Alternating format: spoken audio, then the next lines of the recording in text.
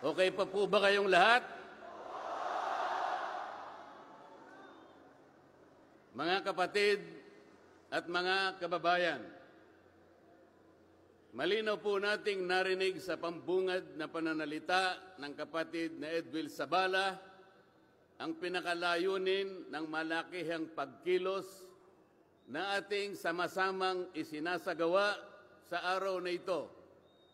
Nais nating katawanin ang nagkakaisang damdamin ng milyon-milyong Pilipino at isatinig ang kanilang pinag-isang mithiin para sa isang mapayapa at nagkakaisang Pilipinas. Kaugnay nito, binanggit din po ang ating kagustuhan na ipaalam sa mga opisyales ng ating pamahalaan ang ninanais at pinapangarap na maayos at epektibong paglilingkod at paglutas sa lumalalang kahirapan na pinalubhapan ng katiwalian at korupsyon, kalamidad, kriminalidad, bangayang pampolitika at iba pa. Kinikilala po nating lahat na nagkakatipon ngayon na sa pagkakaisa, kapayapaan at pagkakasundo lamang natin makakamit ang hinahangad na pagunlad at pagsulong ng ating bansa. Sa bahagi po naman ng kapatid na Romel Topacio, tinindigan ang pagtitipong ito ng Iglesia ni Cristo ay konkretong kahayagan ng suporta sa naunang pahayag ng Pangulong Bongbong Marcos na hindi sa sang-ayon sa isinusulong na impeachment laban kay Vice President Sara Duterte. Kinatigan din po ng Iglesia ni Cristo ang posisyon ng Pangulo na ang impeachment ay hindi makapagdudulot ng kabutihan sa buhay ng kahit isang Pilipino. Hindi lamang ito pag-aksaya sa oras ng pamahalaan, kundi makakahadlang din sa pagre-resolba sa marami at pangunahing problema ng bansa. Mataas na presyo ng bilihin, mababang kalidad ng edukasyon, infrastruktura, serbisyong pangmedikal, kriminalidad, seguridad at iba pa. Higit sa lahat, ang pagsusulong ng impeachment ay mauuwi lamang sa pagtatalo-talo at papagkakampi-kampi, hindi lamang ng mga mamamayan, kundi pati na rin ng mga opisyalis ng gobyerno. Ipinaalala rin na kapag nagtatalo-talo ang mga nasa pamahalaan, apektado ang taong bayan, at kapag magulo ang bansa, ang mga tao ang kawawa.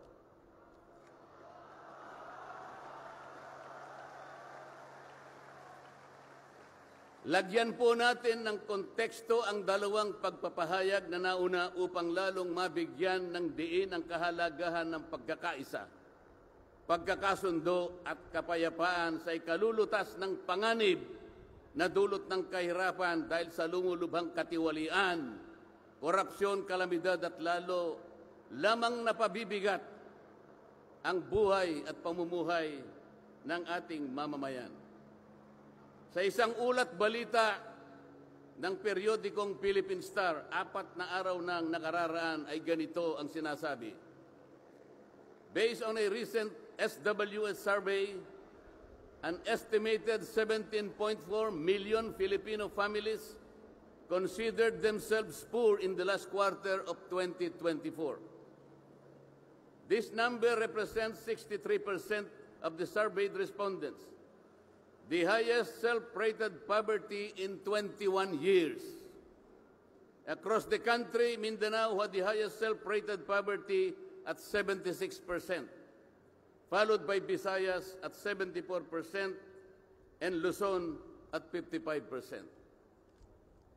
Mga kababayan, sa tayang 5 ang miyembro ng bawat pamilyang Pilipino, nangangahulugan na aabot sa 87 milyong Pilipino sa ngayon ang nagsasabing sila ay mahirap. Katumbas ito ng 75% ng ating populasyon ngayon na tinatayang 116 million o mahigit pa. Gusto ko pong banggitin sa inyo at kailangan malaman ninyo na sa taong ito ang ating national budget ay nagkakahalaga ng 6.3 trillion pesos. Ito po ang ating national spending. Ang ibig sabihin, ito pong halagang ito ang gagamitin dapat ng pamahalaan upang tugunin ang lahat ng pangangailangan, pangkabuhayan, panglipunan, pangkalusugan, pangedukasyon, pangseguridad, lahat ng kakailanganin alang-alang sa kapakanan ng bawat isang Pilipino. 6.3 trillion pesos. Ngunit, ang tinatayang magiging income lang ng ating bansa ay kulang pa sa 5 trilyong piso. Ang ibig pong sabihin, meron tayong deficit. Meron tayong kakulangan na 1.5 trillion pesos. Ito po ang ating ipangungutang sa taong ito. 1.5 trillion pesos. Ibig sabihin po, bawat araw tayo'y gagasta ng 17.6 billion pesos. Yun po yung ating gasta. Araw-araw. Ngunit ang ating kinikita ng bansa ay 13.4 billion pesos lamang. Sa makatwid, ang uutangin natin araw-araw ay 4.2 billion pesos. Katumbas ng 175 million pesos bawat oras. Napakabigat po na hinaharap na hamon at problema ng ating bansa. Hindi po biro-biro ito. Ito po ay pananagutan po ng ating mga opisyalis. Hindi po pwedeng talikuran ito. Ganito na po kalala ang problemang pang-ekonomiya ng ating bansa.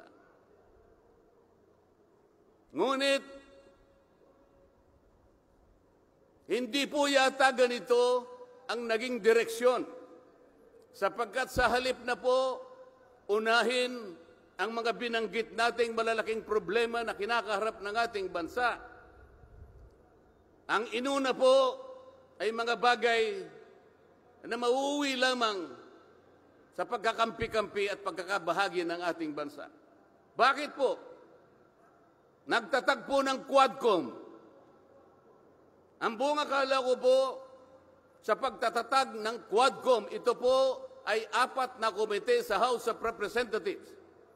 Kinonsolidate, ginawang isang makapangyarihang komite na ang buong akala ko, ito ang gagamitin para tutukan ang namumuong problemang lumulubha pa na hinaharap ng ating bansa. Napakataas po ng bilihin, lalo na po yung pagkain ngayon. Nagtanong-tanong po ako, ang isang pirasong kamatis last week is 20 pesos. Tama po ba yun? Ngayon po, may nagsabi sa akin 30 pesos isang kamatis. Ang 1 kilong kamatis, 400 pesos. Tama po ba yun? Ang isang piraso ng siling pangsigang ay 10 piso. Yun po yung sinabi sa akin. Tama po yun? 600 pesos per kilo. Yun pong bell pepper. 2 kulay po yata yung bell pepper. Isang berde, isang pula. 45 pesos ang isang piraso. 1,000 pesos ang isang kilo. Bakit hindi po ito yung unang harapin natin? Napakalala po ng presyo ng kuryente sa ating bansa.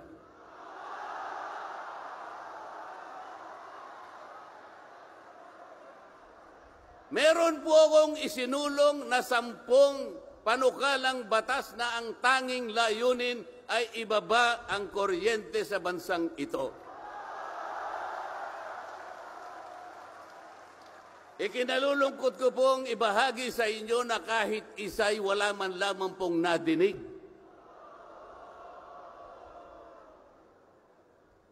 Ano po yung dininig? Pinatawag ang dating Pangulong Duterte, pinatawag ng Quadcom. At ang ginamit na pamamaraan ay yung isinasaad sa saligang batas, inquiry in aid of legislation. Natupad po ba yung inquiry in aid of legislation? Paano po in aid of legislation kung ang tatawagan nilang resource persons para humarap sa paglilitis na yon ay puro kalaban ng dating Pangulo? Alam po ninyo lahat yon.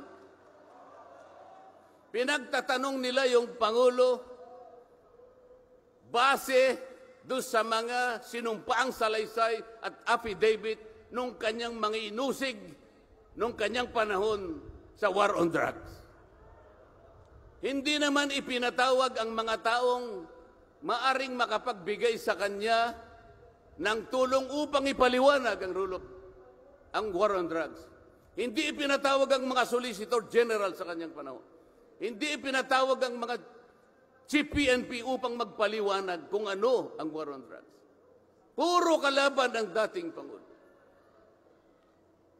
Yung mga abogadong kasama niya para magtanggol sa kanya, hindi pwedeng magsalita. Sapagkat ang tuntunin sa mga komite, ikaw ay papayagan lamang para payuhan mo ang kliyente mo sa kanyang karapatan. Ngunit paano mangyayari na ang kliyente nila ay papayuhan sa kanyang karapatan kung bubulungan lang siya, ay makikita siya ng isang chairman doon. Attorney, huwag mong bubulungan yan. Iko-contempt kita. Nasaan na po yung sinabi sa saligang batas na lahat ng inuusig ay meron siyang karapatan sa abogado. The right to counsel. Wala na po. The right to confront your accusers.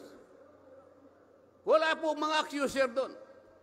Ang ginagamit ko ay mga sinumpaang salaysay, hindi man lang i-authenticate, ipinalagay na totoo lahat ang nakasaad ng mga aligasyon. Anong gagawin ng isang tao sa harap ng ganito na walang rule of law at walang due process? Ito po ang pinag-umpisahan ng kaguluhan at pagkakahati-hati. Sa kagustuhan po nila na mausig ang dating Pangulo, ayaw po nilang pumunta sa korte, ayaw nilang pumunta sa piskal. Ano po ba ang sinasabi ng mga desisyon ng Korte Suprema? Kapag ka napatunayan nyo ang isang tao ay maaring nakagawa ng kahit anong paglabag sa lahat ng batas, anumang batas, dalhin ninyo sa piskalya, dalhin ninyo sa korte. Yun ang tamang paraan. That is the rule of law. Ngunit bakit? Bakit kayong Quadcom ang gumagawa nito? Ang Quadcom ay hindi piskal. Ang Quadcom ay hindi korte. Nagkukunwa lang na korte. Yung mga chairman ng 4 na komite doon, wala ni isang abogado.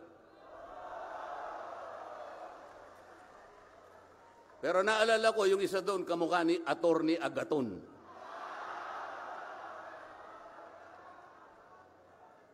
So sa halip na ang unahin ay yung kapakanan ng mamamayan, sa harap at liwanag ng napakaraming nakabantang panganib sa atin, sa ekonomiya, panglipunan, pangsiguridad, korupsyon, katiwalian.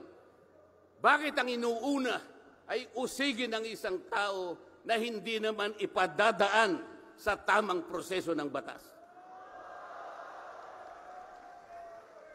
Pangalawa, tinawag po nila ang pangalawang Pangulo sa 2 pagkakataon.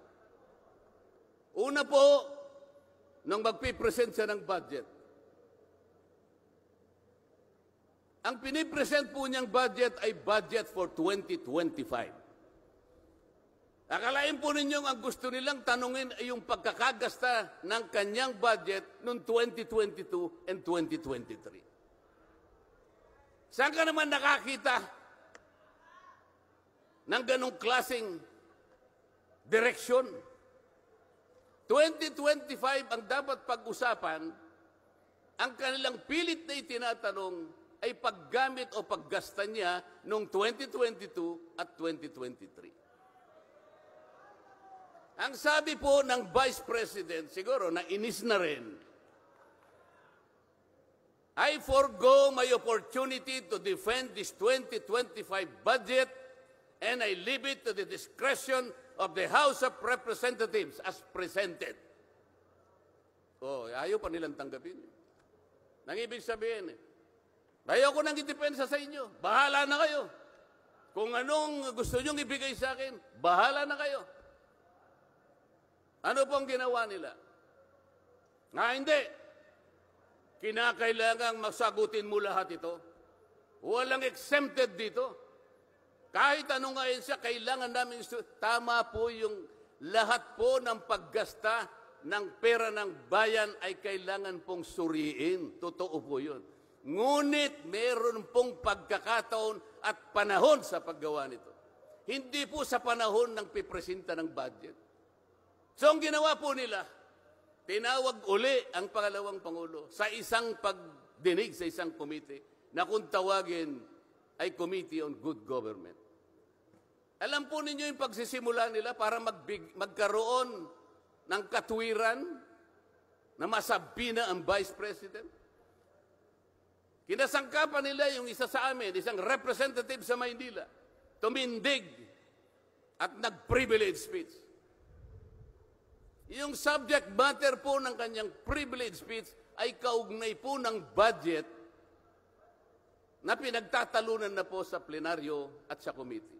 Sa tuntunin po ng House of Representatives, no one should avail of the privilege hour if the subject matter is related to a pending bill. Nandun na po yung bill sa baba. Pinagsalita pa po yung isa. Nung banggitin ko po ito, nire-raise ko po, sabi ko, wala pong katwiran ito. Kailangan po tindigan ninyo, sundin ninyo ang ating tuntunin. Kapag hindi tayo sumunod sa ating tuntunin, sinong maniniwala sa atin na tayo may karapatang gumawa ng batas para sa ikabubuti ng ating bansa?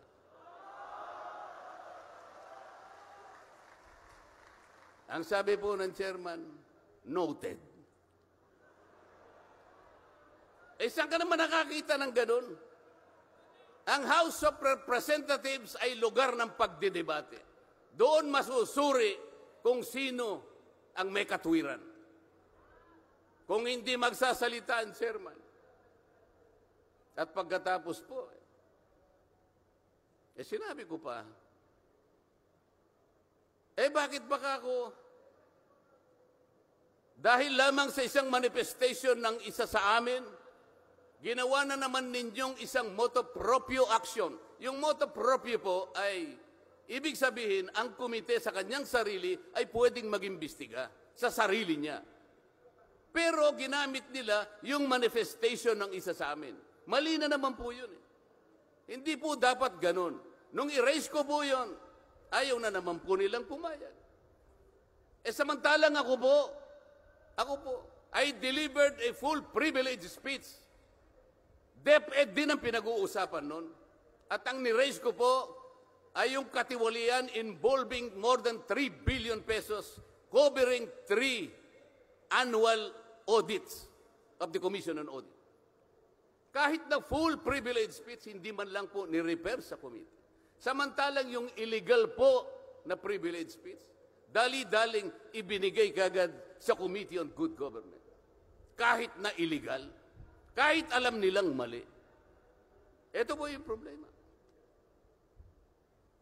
So sabi ko, Mr. Chair,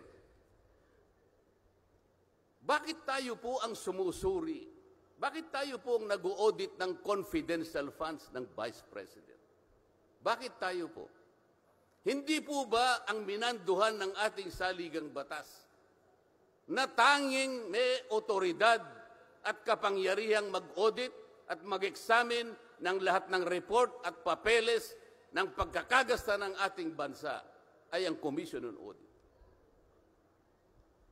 Ni-raise ko na naman po yun. Ayaw pong sumagot ng chairman. Ang pinasasagot po sa akin ay yung hindi abogado.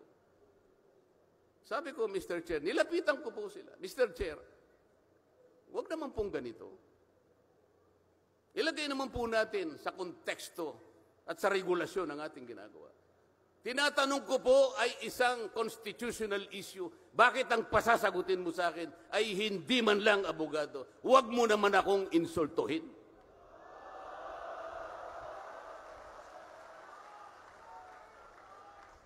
Doon sa puntong yun, alam po ninyo, pati yung kinakain kong hopya, pinagtripan nila.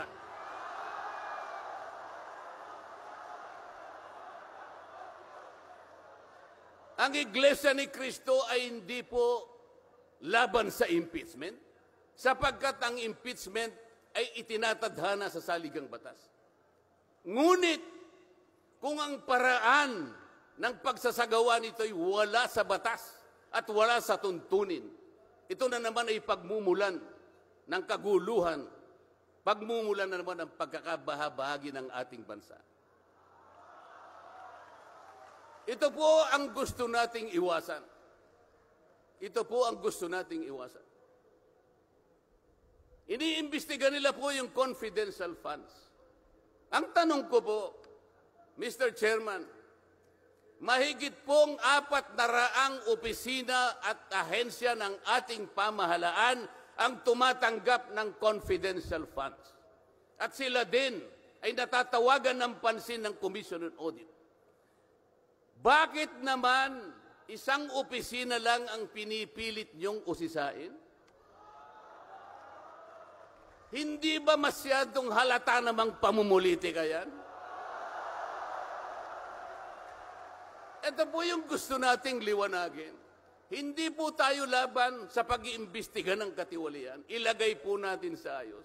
Sana man lang, kumuha sila ng ilang pang mga bahagi ng opisina na kagaya din ng pagkagamit ng confidential funds, sapagkat ang layunin po raw ay makagawa ng batas. Kung talagang gusto ninyong gumawa ng batas, kasi po in aid of legislation, palagi po ito ang nagagamit, inquiry in aid of legislation. Nasa saligang batas po naman talaga ito.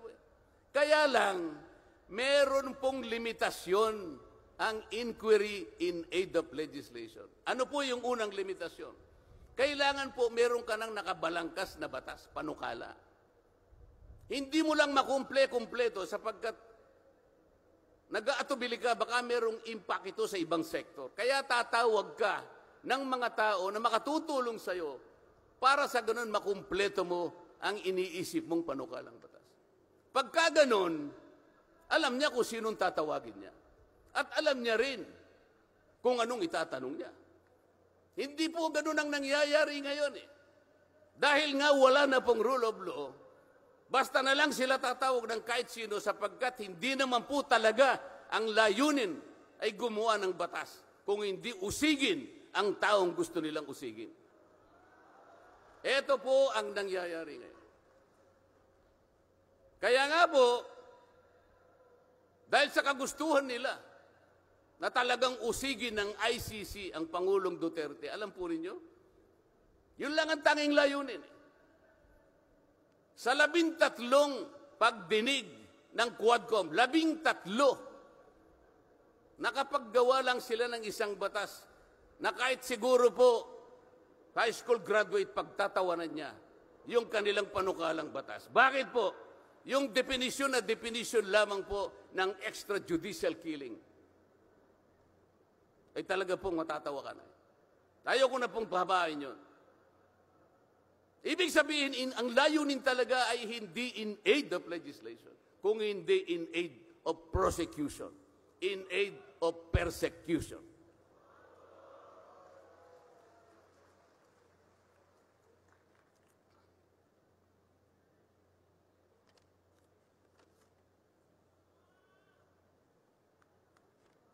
Kanina po, mga kababayan, napanood po ninyo ang video na kung saan ay nagpahayag ng di pagsang-ayon si Pangulong Marcos sa namumuong impeachment laban sa pangalawang Pangulo. Ulitin ko lamang po yun. Sabi niya, tumutukoy po dun sa pagsasagawa ng impeachment.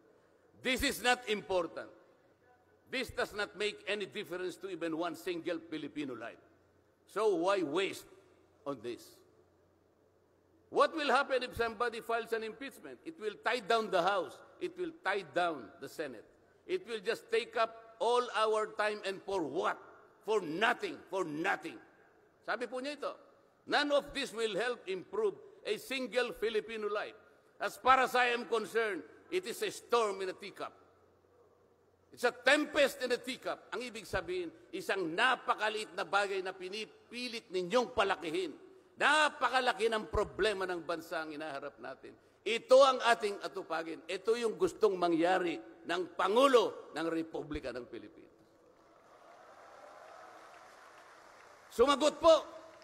Sumagot po ang liderato ng House of Representatives.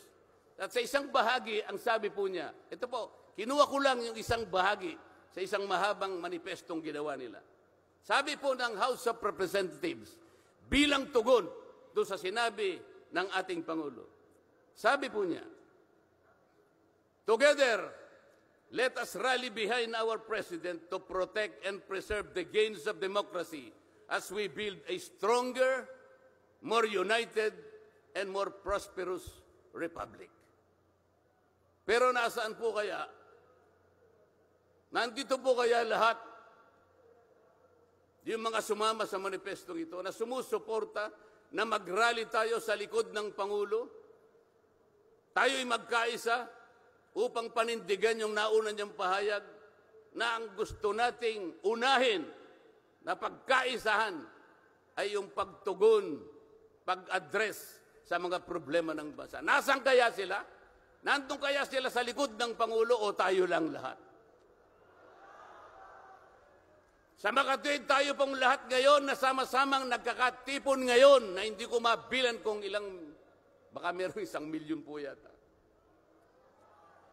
Tayo pala ngayon ang nagkakatipon sa diwa ng tunay na kapayapaan at pagkakaisa na nagrarally ngayon. Sapagkat tayo lamang ang nasa likod ng Pangulo sa kagustuhan niya na harapin natin ang mga hamon at nagbabantang problema ng ating bansa. Sapagkat, sabi niya, totoo naman, ang impeachment ay hindi makapagbibigay kahit anong butil ng kabutihan sa buhay ng isang Pilipino.